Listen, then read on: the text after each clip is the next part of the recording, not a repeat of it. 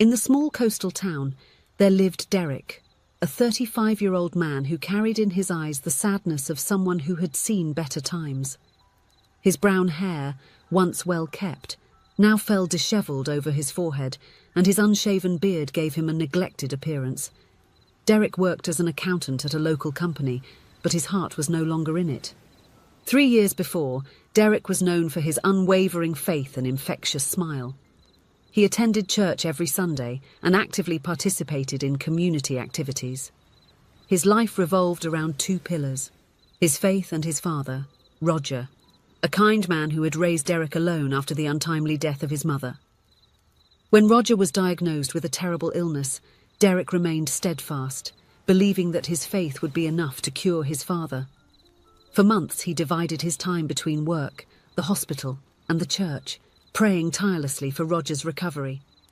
However, despite all the efforts and prayers, Roger passed away on a rainy autumn afternoon. The loss of his father was a blow from which Derek never fully recovered. His faith, once unwavering, crumbled like a sandcastle hit by a strong wave. He stopped attending church, distanced himself from friends, and plunged into an abyss of sadness and loneliness. On that cold winter night, Derek found himself sitting at the counter of a seaside bar that he had started frequenting regularly in recent years. The place was cosy, with dark wooden walls decorated with fishing nets and old anchors. The smell of the sea mingled with the aroma of beer and fried seafood. Derek ordered another shot of whiskey, ignoring the worried look from the bartender, an elderly man with grey hair who had known him since he was a child. The hours passed, and when the bar finally closed, Derek stumbled to his car, an old blue sedan parked on the deserted street. The road that led to Derek's house wound along the coast, offering stunning ocean views during the day. That night, however, all that could be seen was darkness, broken only by the car's headlights and the distant glow of the stars. Then it happened. It may have been a combination of alcohol, fatigue, and the slippery road due to frost. Derek's car skidded on a curve, spinning out of control before crashing into a deep ditch at the roadside. The impact was violent. Derek, trapped within the twisted wreckage, struggled to stay conscious. The pain was intense, and the biting cold of the early morning penetrated through the broken windows. He tried to reach for his cell phone, but it had vanished in the chaos of the accident. The hours passed slowly. Derek, alternating between moments of lucidity and unconsciousness, felt the cold intensify. His thoughts wandered between memories of his father and the terrible reality of his current situation. It was then, in a moment of desperation, that he did something he hadn't done in years. He prayed. "If there's someone up there," he murmured weakly, "please help me. Give me a sign. Anything." It was at that moment that Derek saw a face. It was an angelic face, framed by black hair that seemed to shine with the light of dawn. He reached out, trying to grasp that vision, before losing consciousness once again. The face Derek saw belonged to Taylor, a 28-year-old young woman who worked as a receptionist in the city. Taylor had expressive green eyes and a warm smile that lit up any space. That morning, she was driving to work when she spotted the wreckage of Derek's car. Without hesitation, Taylor pulled her small red car over to the side of the road and ran toward the accident. Seeing Derek trapped in the wreckage, she immediately called emergency services. "Please come quickly," she pleaded with the dispatcher. "There's a man trapped in a crashed car on the coastal road, about 5 kilometers from the city. He seems seriously injured."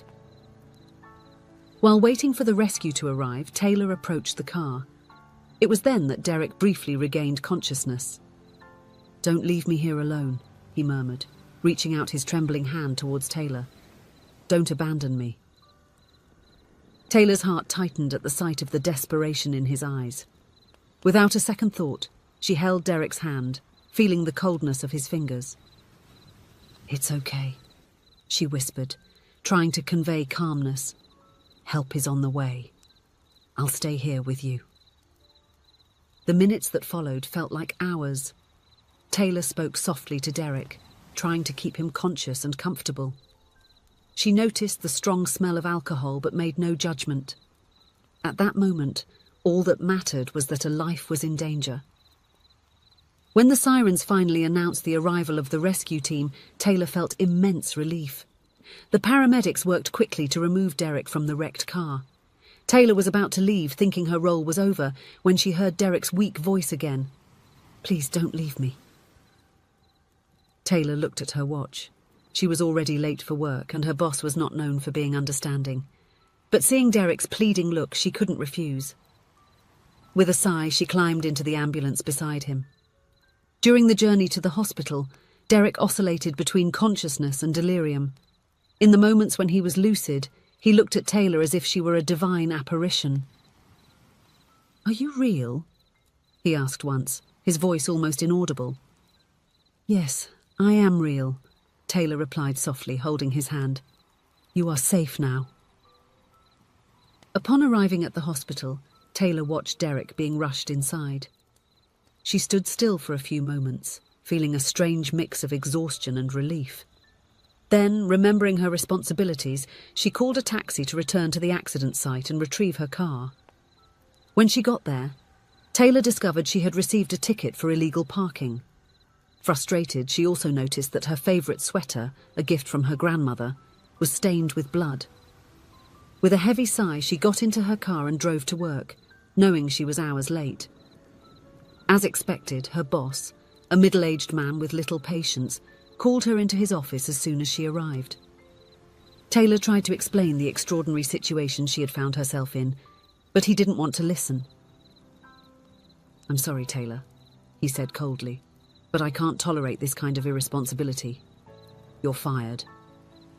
Taylor left the office feeling stunned.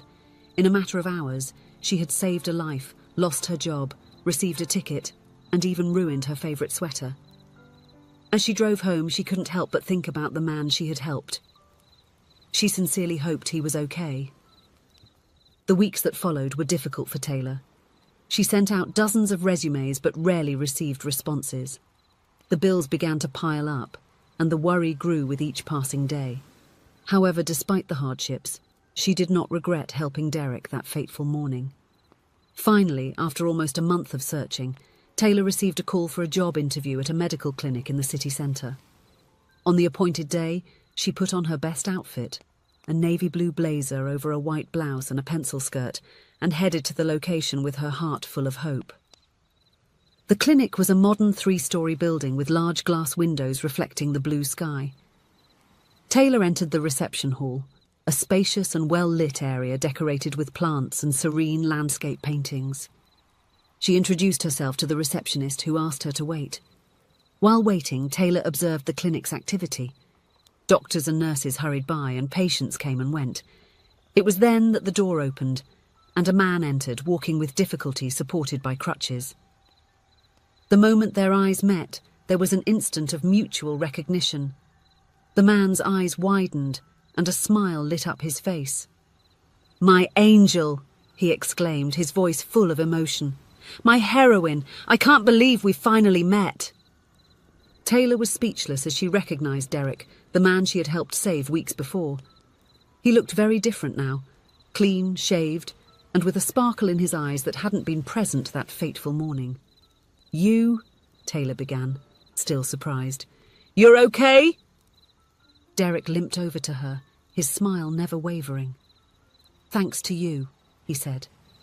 "I wanted so much to thank you personally, but no one knew who you were or how to find you. You were the answer to my prayers at that moment." Taylor couldn't help but give an ironic smile. "Well, you've only brought me bad luck," she joked, although there was a hint of truth in her words.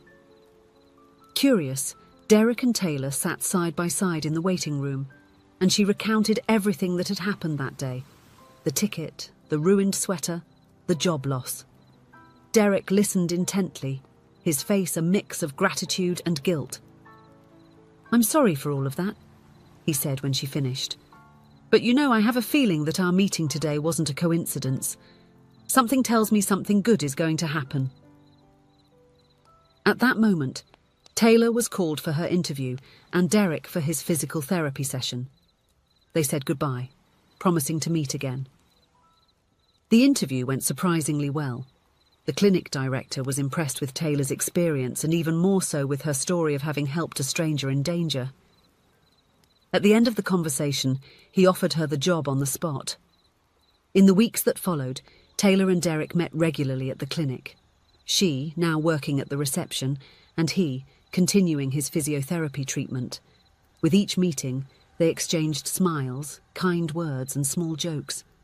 Derek gradually shared his story with Taylor, the loss of his father, the crisis of faith, the years of sadness. He confessed that the accident had been a turning point in his life, making him realize how much he had lost himself and how much he wanted to change. Taylor, in turn, shared her dreams and aspirations, her struggles and hopes. It was during a sunny afternoon while Derek was waiting for his session that he finally gathered the courage to ask Taylor out on a date. "I know this might seem strange," he said, a slight blush on his cheeks, "but I would like to properly thank you for saving my life. How about dinner?" Taylor's heart raced. She had started to develop feelings for Derek, but she didn't dare to admit it even to herself. With a shy smile, she accepted the invitation. Their first date was at a small seaside restaurant.